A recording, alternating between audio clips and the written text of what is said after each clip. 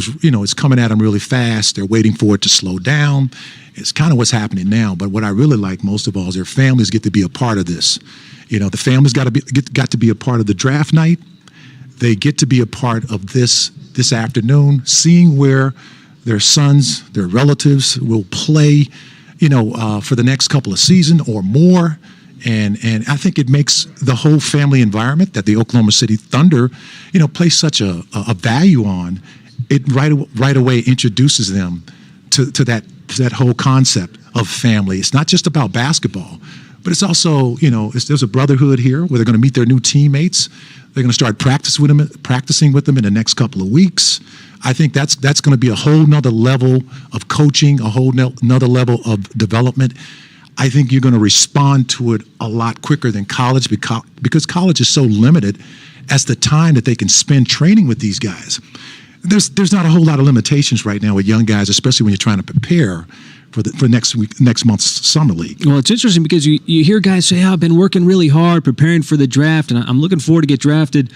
But now the real work begins because now you got to prove yourself and you got to come into a new NBA team, a new NBA environment. And like you said, you've got new teammates, you've got new surroundings, and sometimes it can hit you at different speeds, and that's when the real work begins. Well, I like it when guys get here early in the summer. You get to spend a little time here before training camp, before the summer league next month.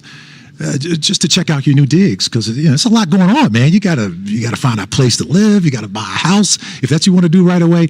There's a lot going on for a young player, and that's where I think the support of their families, the support of the team, and helping them make that transition.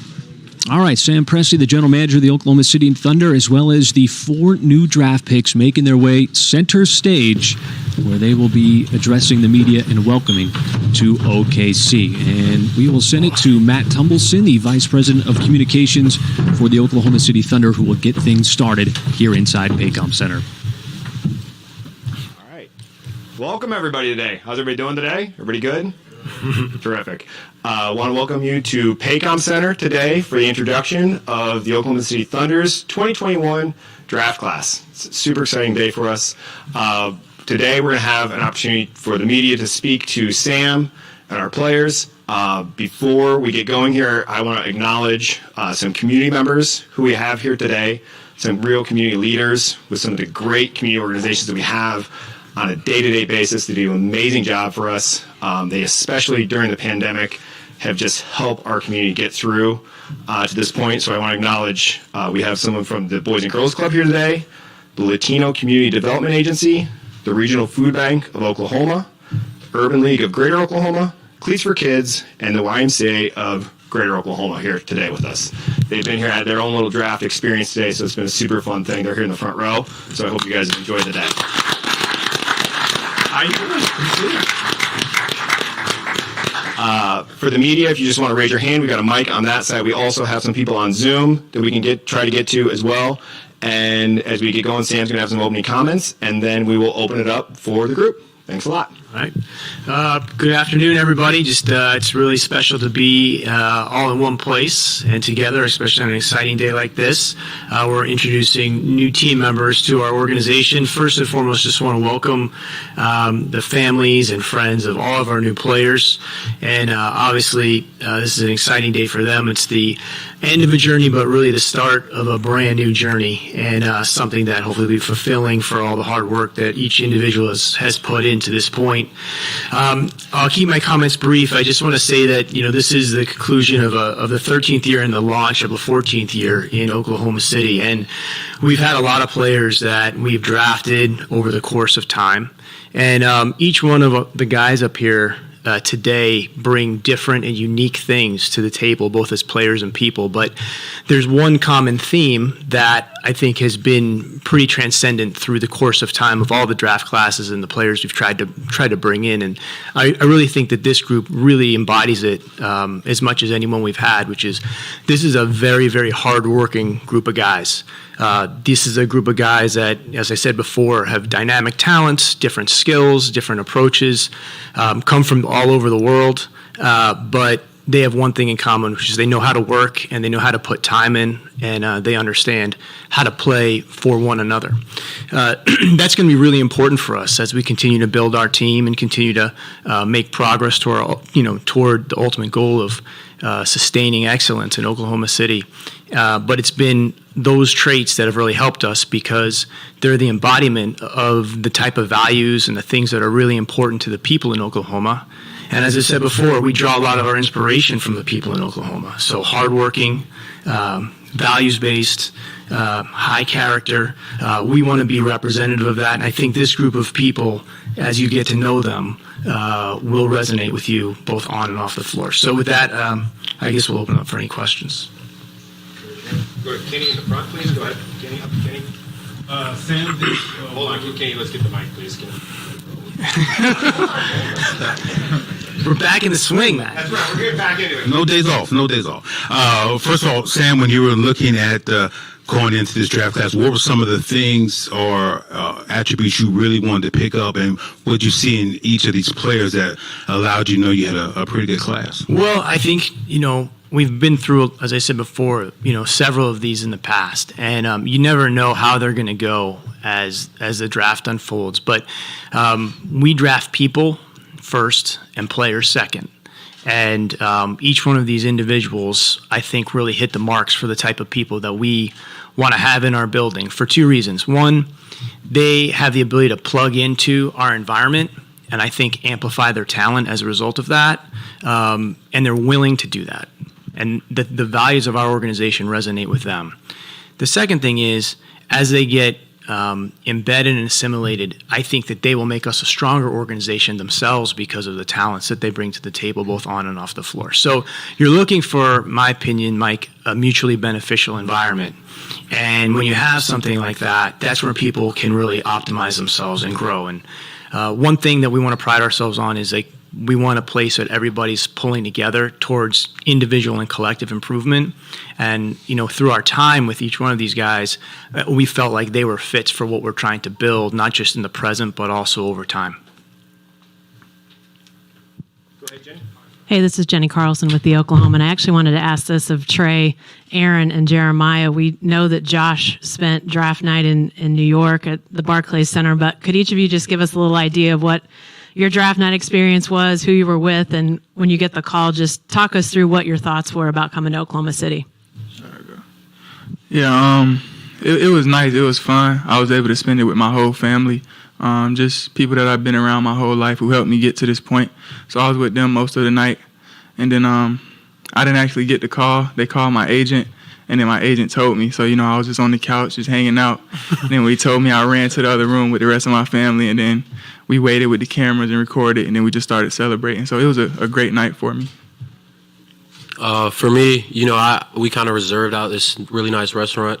I was home in North Carolina with family and close friends, people who were a part of my journey and me getting to the point where I am. And it was just an amazing feeling when I got the call, knowing that Oklahoma City, Sam just believed in me and wanted me in this organization. So I'm extremely grateful and happy to be here. Yeah, it was a great night. I was in Chicago. We were at a steakhouse in a back room. Had some family, just people close to me that have helped me to where I become who I am today. It was a great experience. Same with Trey. My agent got the call, so I was just out there with my family and friends. And then once Ron told me that the Thunder were going to pick me on the 32nd pick, I was just ecstatic, and we were just able to celebrate, have a great night. And I'm just grateful for the opportunity to come here and work.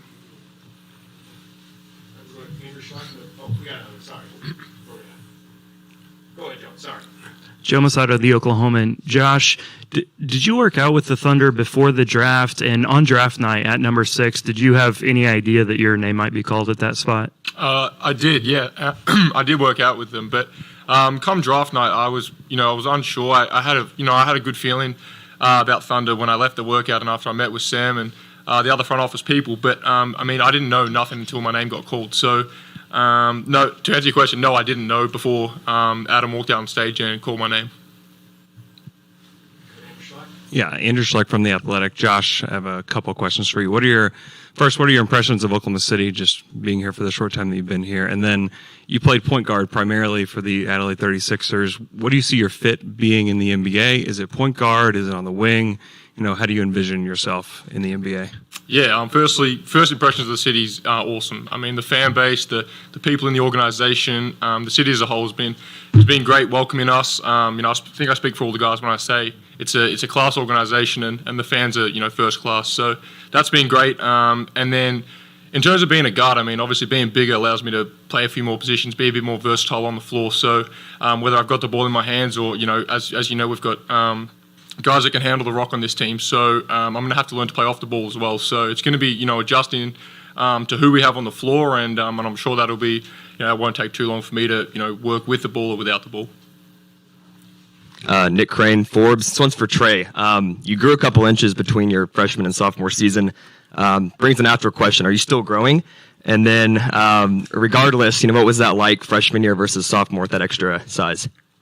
I mean, my mom and dad are pretty tall, so hopefully I'm still growing. I haven't went to the doctor lately, so hopefully I'm still growing. But that couple inches that I grew over the summer helped out a lot. But honestly, I think what helped me the most, as far as being more comfortable and being able to play I wanted to play for my sophomore year, was gaining the weight. I put on about like 15 pounds, and I just felt more comfortable, being able to get to the rim, playing my game on offense and defense. So I say the weight gain helped me out more. Hey, Ryan Chapman, SI. This one's for Sam. You talked during, I believe it was the pre-lottery press conference, about the struggle of everyone trying to evaluate this talent in the pandemic. Is there an extra layer of that when you're evaluating an international guy like Josh? Like, how much more difficult was that for you than normal? Well, I mean, it's challenging, but same challenge for everybody. I have a funny story about that. So I went down to the G League bubble this year, and we had a quarantine. And I was down there with our blue team, and so I had 4 days to sit in my room, and that was the first time I really dug into a lot of his film. So by the time I left my room, I had a pretty good feel for him, I think, because I'd piled up a bunch of games, and I sat in there, and that was very helpful because it was just like so consistent. And then we talked to a lot of different people, spent time obviously with him. The first interview we had with him was in Chicago, and I believe he had flown that overnight. Yeah, so he literally flew from Australia, got off the plane in California, flew to Chicago right to the meeting with us. So I was actually shocked that he was still awake in the interview, and he was probably shocked that we still wanted to come out and work him out because he was so tired at the time. But yeah, so we spent enough time, but I feel comfortable with the way that the process went, and at the end of the day, the process led to him at that position. Yeah, this question is for Trey. One of your main skills is shooting the ball off the dribble, from deep. What players do you look up to in the NBA? Who do you model your game after? A couple players I look up to are guys like Stephen Curry, Trae Young, Damian Lillard, those guys who are able to, shoot off the dribble from deep. I try to take a little bit of everybody's game and add it to mine, those same type of players. But I just feel like I'm my own player. So at the end of the day, I'm going to come in and do what I feel like I do best.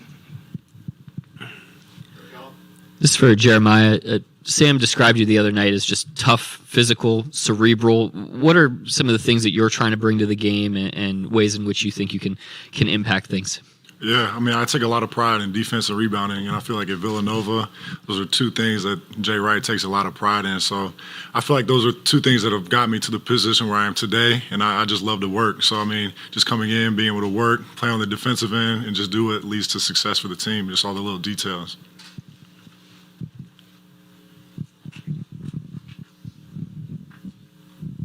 Yeah, Josh, with both of your parents having played professional basketball, I'm just wondering what impact did that have on you and how did it sort of shape your basketball journey? Yeah, it was big. I mean, obviously, I grew up from a young age with a ball in my hands, just having my family and my parents so heavily involved in the game.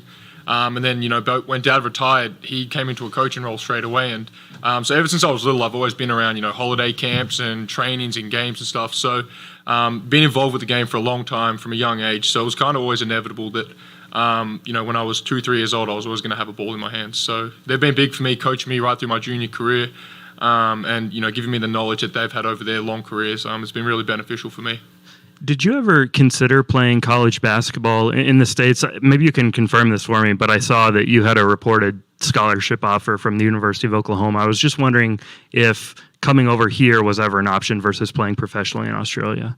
It was. I mean, at one point I was really set on it. I took a visit to Colorado University, and I came back from there and I was ready to sign there. But I came back home and I just changed my mind. I guess I started watching the NBL, and with the Next Star program that they put in place, it was something I wanted to be a part of. I was familiar with the league. I got to stay in Australia, and stuff like that. So it was a tough decision at the time, but looking back on it, I think I made the right one, and I'm happy with it. This is for Aaron, Daniel Bell from Black Sports Online. Your bread and butter in college was the mid-range game. With the way the NBA is trending with that going out of style now, do you see that continuing? And then why do you feel like that's one of the areas you worked on the most? I mean, that's just a part of my game. It's something that I continue to work on, and even though it may be something that's trending downward in the NBA or even wherever it is, I mean it's a part of my game, so it's something that I always have. I think I have the ability to shoot the outside ball outside of the three, and I mean just regardless of how things are trending, I'm going to play my game and play it confidently. So. Yeah. Also for Aaron, just what was the feeling? You had mentioned earlier, the feeling of being wanted in this organization. Just at pick 55, what was going through your mind as you got drafted and you saw your name across the screen and all that? Yeah, I mean, truthfully, when it got to the 50s, I started to get a little worried. I was like, what's going to happen? But I never lost faith. I always had hope, and I really knew that there were teams that were interested in me regardless. So once I got the call, knowing that OKC was interested in me, I was super excited and just grateful for the opportunity. So like I said, I'm happy to be here. Myron Patton, Fox 25 here in Oklahoma City. It's for Josh and Sam. The unknown, because you play in Australia, is for the average basketball fan, they don't watch the NBL. What do they expect to see out of you? And Sam, you can hit on that as well. I'm sorry, in terms of what for the average fan, what kind of game can they expect to see out of I'm going to let Josh? you answer that. It's you. All right. I mean, it's tough for fans to watch the NBL, obviously being in another country, but I think I'm a bigger playmaker. I think the thing I do best is pass the ball, and love getting my teammates involved, putting them in positions to succeed. Sacrificing myself for the team's success. So I've always been a pass first guy, but obviously being bigger, as I said earlier, I can rebound, get out in transition, make plays. So that's my game. Myron, can I just add one thing to that, because it kind of doubles down on the question I was asked earlier, which is there is so much basketball that he played at such a high level overseas that really helped us in our evaluation, because that's a really, really good league, and one that has produced some NBA players recently. So you have a little bit of a barometer, even in a year where there's a lot of college teams that had broken up seasons and played less games than normal. So I think that was really helpful actually in our evaluation overall, just knowing that level of that league and the way that Josh was able to impact it. Yeah, Andrew Schleck from The Athletic. Question for Aaron. You played with Jalen Horde. What did he tell you about his experience with the Thunder and maybe what it would be like once you got here? Yeah, that's been my guy since high school. We're really close. Actually, when I came up here for a workout before the draft and everything, I was able to see him and we were able to talk a lot. And he was just talking about, how personable the staff is and how, just the organization is really welcoming and they care about more than just basketball. So knowing that, you're in an organization where, the only thing isn't basketball that matters, but at the same time, you have to, do your job. I'm just excited to be a part of it all. And I know Jalen loves it. So just looking forward to, seeing him and being able to play. Brandon Rabar from Daily Thunder. Don't worry, Josh, I'm not going to ask you any inappropriate questions. Yeah. I actually was wondering how you feel your fit is with Shai Gilgeous-Alexander. Everybody knows that you're a great passer. He's a great scorer. So how do you think the fit is between you and SGA? I love it. I mean, when I was in Australia, I didn't really play with another, point guard. I was kind of had the ball in my hands, 90% of the time, just because our 2 and 3 were just so non-ball, dribbling the ball. They were more spot-up guys. So playing with a guy like Shai's, I'm really excited for, and obviously it takes the pressure off me to handle the ball all the time. So, I'm really excited. He's obviously an all-star level talent, young guy as well, bright future in the league. So I think playing with him is only going to enhance my game. Josh, it was a kind of a short stint, but your time playing the Olympic qualifiers, what did you learn with that experience and just being around some of those NBA guys? Yeah, it was big for me. I mean, regardless if I made the team or not, it was just to be in that environment early, compete with the NBA talent that we had. And I'm hoping 15, 20 years down the line that I'm still going to be a part of this program. So to get a taste of it at 18 years old and to be able to learn from the NBA vets we have and then the rookies as well, so to hear their perspective on the league at both ends of the scale was really beneficial. And then, the world-class coaching staff that we had on that team was really good for me as well. Murray Evans from the AP. Sam, you're gathering quite a collection of long international playmakers who like to pass the ball around. Is that kind of where you see the game going these days? No, I mean, I think that for us, if you look at each one of the guys that we have up here, like I said earlier, they're all different in how they play, and each one of our guys on the team is different in how they approach the game. But I do think the ability to anticipate and really process the game quickly is important with the way that the defenses are today and the way the game is officiated and just the pace of the game. So, each one of these guys really, I think, does a good job of anticipating it.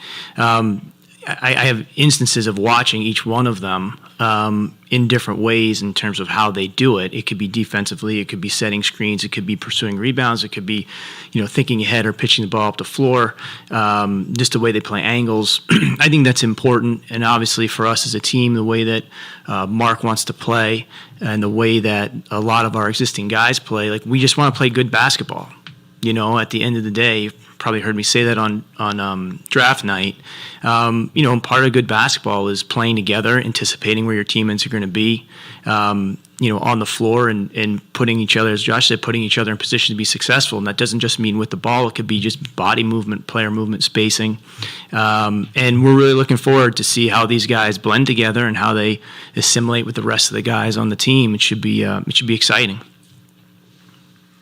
This is for all four players. First of all, what do you think of this Oklahoma Heat? Hopefully you're used to it by now. And then second, what does this moment mean for you and your family to be able to get to the NBA to this point and just to see them here, be able to enjoy this with you? I agree. I mean, the Heat, not nothing to me. I mean, I grew up in Florida, so I'm used to it already. I like the Heat, so. But, this moment means everything to me, especially that my family are here with me. They were here this whole way, the whole process. So I'm just seeing them out here and seeing them on draft night, them crying, hugs, talking to me. I think that's a blessing. I'm not going to take any of it for granted. Yeah, I mean, I'd say the same deal. In terms of the Heat, I've always been a Heat type of guy. I like the warm weather, so nothing that I have any problems with.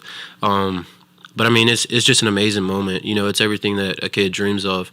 Growing up, hearing your name called in the NBA draft, and then knowing that you're with an organization and you have the opportunity to just develop and become a better player. So I'm really excited. My parents sacrificed a lot for me to be in a successful position years ago. So I'm really excited. I know they're really proud of me and my entire family. It's just crazy to be a part of. So.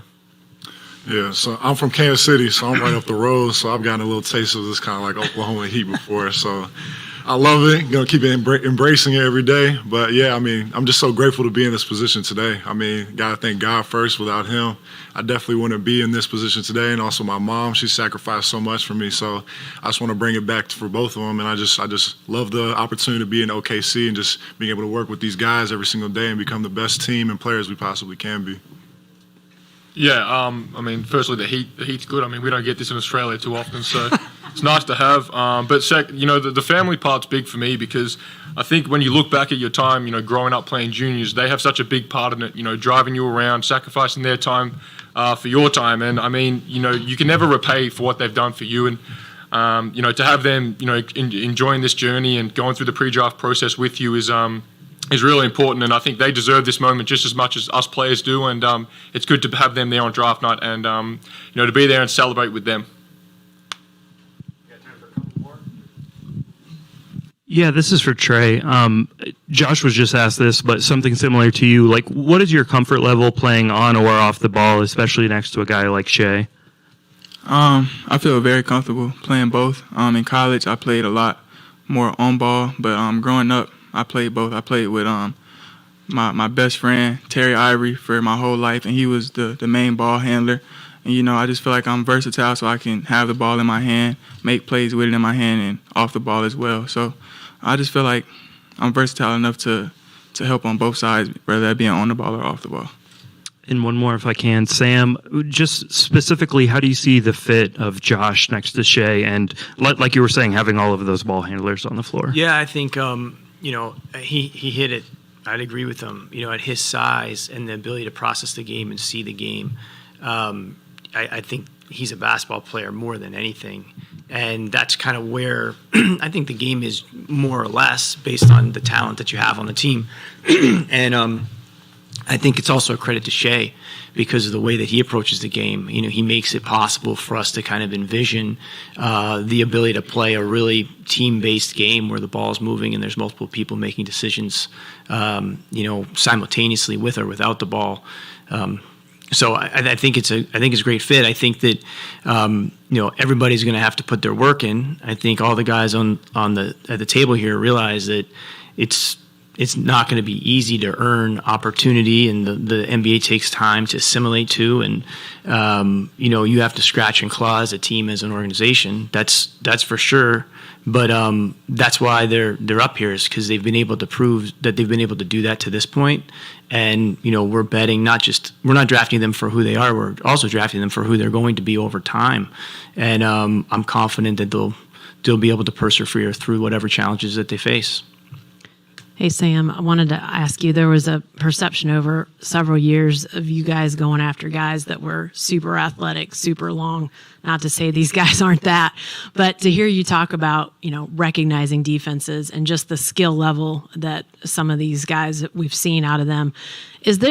Are you seeing a shift in just how you're looking at draftees in terms of how you're valuing maybe some of those cerebral skills or that skill development level that they're at? Not necessarily. I think the main thing to realize is, like, over the course of time, we've been fortunate enough to be here for over a decade. So it's kind of similar. I was explaining this to someone earlier today. It would be like saying I grew up in Massachusetts and in Concord, where the Revolutionary War started. So it would be the equivalent of like asking why the Minutemen didn't call the Air Force in.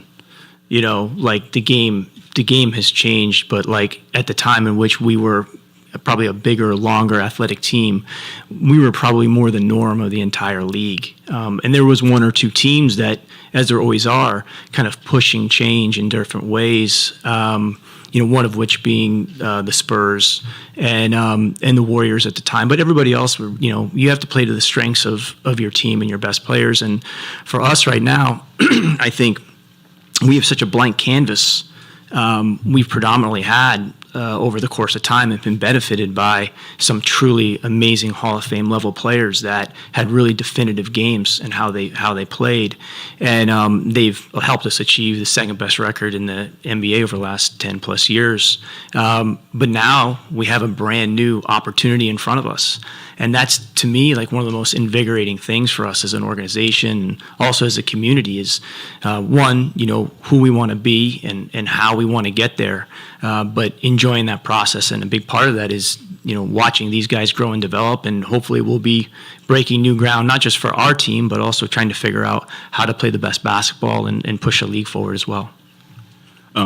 This is for for Jeremiah. When we think about guys from Villanova like Josh Hart, Jalen Brunson, and Kyle Lowry, and we think about how hard they play on every single possession, and I've seen the tape, that's how you play. So how much are you looking forward to continuing that tradition of Villanova guys in the NBA? And then how do you feel that playing for a Hall of Fame coach in Jay Wright prepared you for the NBA?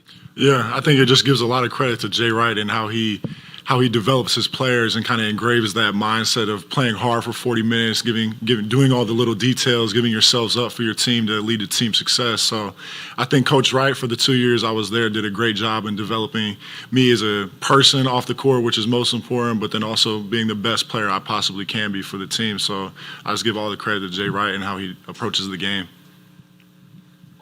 Thank you, everyone. Now we're going to have Sam present the jerseys, guys.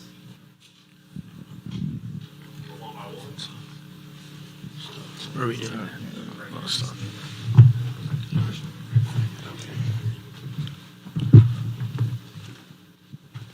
We go this way. Here you go.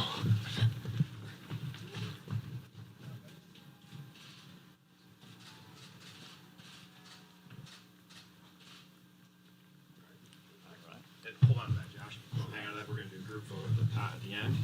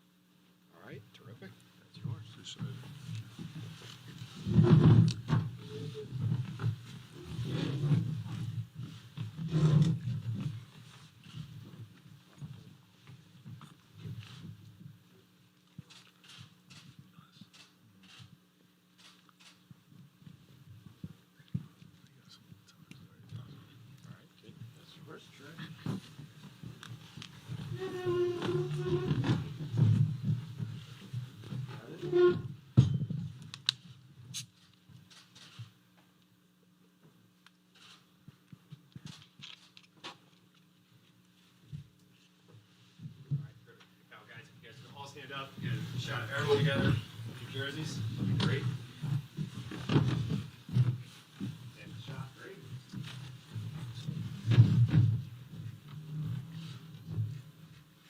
Flip it around. Oh, my fault.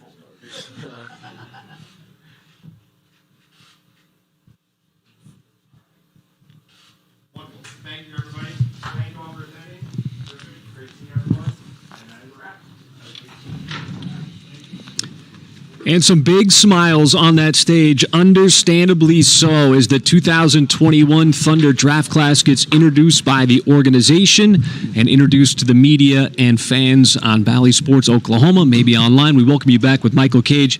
I am Chris Fisher. And Michael, that had to be a lot of fun for these youngsters in this young draft class, getting an opportunity coming here to Paycom Center, having the media talk to them, getting to tell a little bit more about themselves as we continue to learn about them from draft night on Thursday. Some great nuggets coming out, like Jeremiah Robinson Earl talking about getting the call from his agent when he was at a steakhouse in Chicago and how much that meant to him. Aaron Wiggins saying it is a dream realized, and Trey Mann talking about who he models his game after. So some great nuggets coming out of there. But going back to the original theme that Sam Presti mentioned at the top of the press conference, this is a draft class that embodies Oklahoma City. It embodies this organization. It embodies the Thunder in the sense that it is very hardworking, it is high character, and it is high value.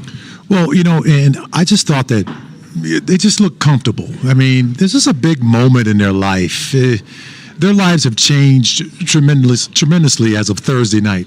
This is another turning point for them to be up on that stage. And we're talking about a couple of 20-year-olds, who I thought answered some pretty good questions. And I don't know if I was 20 years old, I could kind of like answer some of those questions like they were answering, but they looked very comfortable. They looked like they were prepared to be here. This is, they understand what they're getting into. Just to, everybody be on the same page, recognizing, the hard work that's required, that they're going to have to put in for the next couple of months, getting ready for training camp, and really, just kind of more or less having that kind of approach already as really young players. All right, I think that we are going to be able to get a couple of interviews here as Nick and Paris are going to try to track down some of these draft picks, some of these young players. And let's send it over to Nick and Paris, who are standing by with Josh Giddy and Jeremiah Robinson-Earl. Thank you very much, Chris. And let's just start with you guys. We saw you holding up those jerseys. How did that feel? Number 3, number 50. What was that like up there for you? I mean, it's a special moment. You dream of this being an NBA player your whole life, and this is kind of where it becomes real. You get that jersey, you get the press conference. So, to hold that jersey and have that Thunder there is a special moment for me and for all the guys. Anything behind that number 3 for you? Look, my number was 6 originally, but it wasn't available, so I just went with something low, and 3 was what was available. Well, but what about you? What was that moment like, Jeremiah? Yeah, it's just really surreal, just knowing all that work is finally paying off to start this new career in the NBA, and just being a part of a team that believes in us as rookies and coming in, and we're just able to work and just become the best team we possibly can be.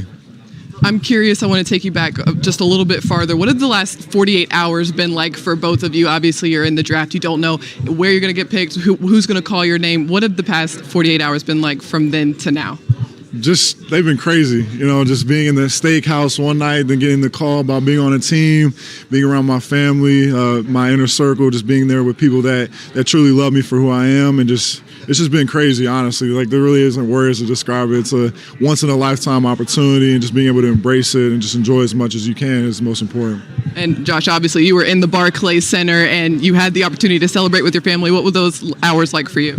Look, I mean, he said it pretty well. It's surreal. When Adam walks out to the stage, you're just thinking, is this going to be my name? And I was sitting there just, wondering when I was going to get called. And when he calls your name, you kind of black out and you don't really feel much. And I was just shocked for a second. Then you get up, you kind of embrace everyone. And it all happened so quickly. I barely remember walking up on stage and shaking his hand. So the whole process is fun, and that's the point where your life changes forever. So to hear your name called is really something special. One thing that stood out to me just about the press conference was he talked about all you guys as just basketball players, basically. Not necessarily set into one track as a player. What did that mean to you, and as you think about your games, the way that you can impact things? Yeah, I mean, being a good person off the court is such a big part of having a good sound organization. I think that's what Sam really empowers, is having good dudes, and I think we have a bunch of them on this team.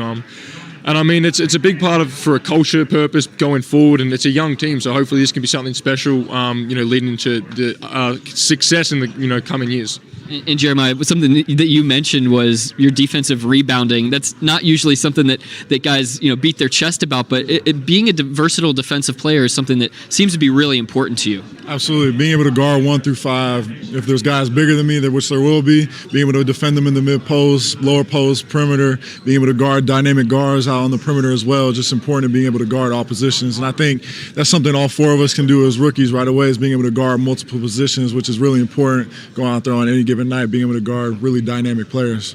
Kind of along those same lines, while everybody in this draft class comes with different skills, different talents, one thing that Sam pointed out was your hard work and your work ethic. Where does that come from for you guys individually? I would say my mom, just as a single parent, just raising me to be a great young man, and just seeing the things she sacrificed for her, so that she sacrificed for me. So just being able to see that on a day-to-day basis, how much hard work she displays for me, it really means a lot, and I want to do that for her. What about you, Josh? Yeah, I mean, similar. I mean, to get to this point, you have to work. So, I mean, it's a kind of no-brainer. But my parents sacrificing and giving up so much of their time for mine, and essentially changing their lives in order for me to have a better one. Was so beneficial and can never be repaid. But I mean, the sacrifices they've made is I guess what's got me here. The last thing I've got for both you guys, Josh, you mentioned Summer League coming up, that you're already got that circled on your calendar. What are you looking forward to the most about being able to get out there? Just playing basketball. I mean, it's been a long time for me since I played a game. So to get out there with this group, I'm really excited for it. I mean, it's a young team, so we're going to be together for the first time, a lot of us, and I'm really excited to get out there and play against other teams and rookies and stuff like that. So I think we've got a really, really good crop of guys coming in, and the guys that we'll have coming back from last year. It's going to be a special group, so I'm looking forward to playing with them. Yeah, and Jeremiah, the draft's on July 29th. August 8th is the start of Summer League. What are your thoughts just about this quick turnaround and getting the opportunity to just get right back out there? I mean, I think it's awesome. I mean, it's crazy. I mean, it's once in a lifetime. You just got to soak in everything. Just got to enjoy the process and enjoy everything that comes with it. Thank you guys both so much for your time. We really appreciate it, and good luck moving forward. Thank you so much. Welcome to Oklahoma City. Thank you. Appreciate it. All right, we'll send it back over to Chris and Michael. Thank you very much, guys. Well, Josh Giddy might have been the most enthusiastic draftee on Thursday night, and I think a little bit of that enthusiasm might have spilled over here on Saturday, Michael. Well, no question about it. I mean, you talk about the quick turnaround, and all of a sudden now you get a chance to not just, talk with Adam Silver for a minute and take a picture. You actually get to take some questions and, kind of, have your other three teammates here to kind of, exhale between questions and talk about how you really feel, instead of like sometimes like when you get drafted, you're shocked and then they say you got to speak while you're being shocked. I thought that was kind of neat to see them all speak about, this transition here to Oklahoma City, what it took to get here. They all seem to have the same message of the family support, their mom, their dad, it's just talking about that journey and how they were a part of that, and and that they were here today, where things are a little bit more relaxed than they were, in New York. Well, you heard a lot of dreams coming true and dreams realized on Thursday night, but this is just step one in what these draftees hope is a very long journey and very long careers in the NBA. We should mention, Michael, that Summer League is expected to take place. That'll be in August 8th through the 17th. So hoping to maybe get some of these young players in action. If you don't want to see them in training camp, maybe getting a glimpse just prior to. Summer League will be going on in Vegas. And then, of course, training camp will be getting going in the very beginning of October. And the very first preseason game for OKC, as the preseason schedule did come out, that'll be on October 4th. Here in OKC, so I know we're very much looking forward to that. Absolutely, I always enjoy going out to Las Vegas. We always go out there and be able to watch the young guys that you saw here this afternoon, kind of get their feet wet. Take the car for a test drive. And mom and dad said it's okay. You're not joyriding. You're just having fun. And that's always the first NBA moments a lot of these guys get. I think Nick Gallo just pointed out real quickly. It's a quick turnaround. August 8th you just mentioned, and you get drafted, July 29th. Not a whole lot of time to get ready to be playing against NBA talent, because it's not just about the first-year players. There's second- and third-year players that would be out there in Las Vegas. So just to get, prepped for that is even a big challenge. Getting Summer League this year better than no Summer League last year. I think that's something that we learned. But we want to thank everybody for watching on Valley Sports Oklahoma, as well as all of you on OKCThunder.com. And, of course, stay tuned for all your Thunder news on OKCThunder.com as we lead in to the start of the regular season. It's coming quickly. It's right around the corner tonight, and Thursday was just one step. So we thank you for watching. For our director, Eric Date, for Paris Lawson, Nick Gallo, Michael Cage,